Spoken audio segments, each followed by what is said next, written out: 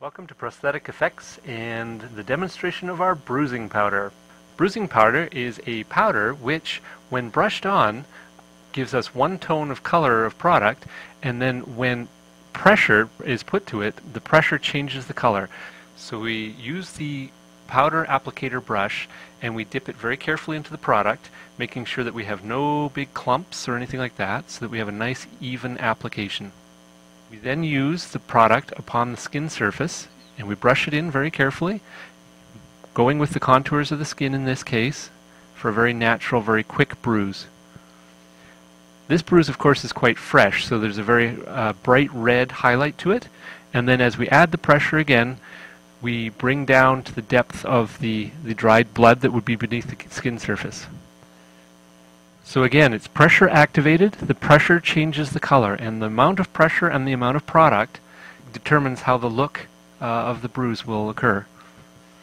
I go back in over top, maybe bringing a bit more brighter red, a little heavier of product there. And there we go, our bruise, very, very quick. Now this product lasts for quite a while, but it's always best to put a sealer on it. In this case, we just do a very light misting of the sealer.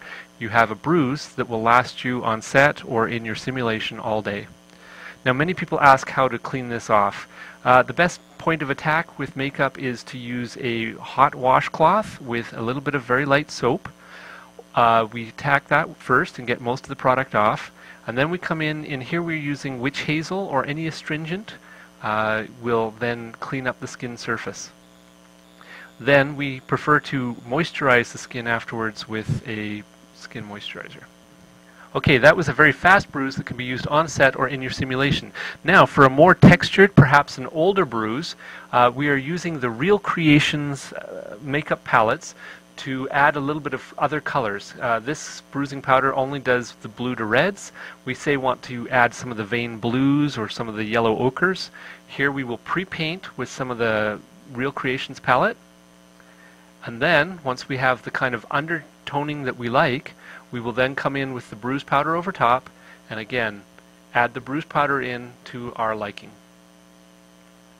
Very lightly brushing, using contours of surfaces to help us along, and then the pressure added to move the product in and change the color. So again, moving the product up and down the surface of the skin with your thumb, varying pressure gives you varying colors. And once we were finished with this, we would hit this with a Real Creations Aqua Seal, Aqua Blue Seal, very lightly so that it doesn't maintain a glossy look. And then we have a bruise. Thank you for watching Prosthetic Effects and Bleeding Art Industries show channel.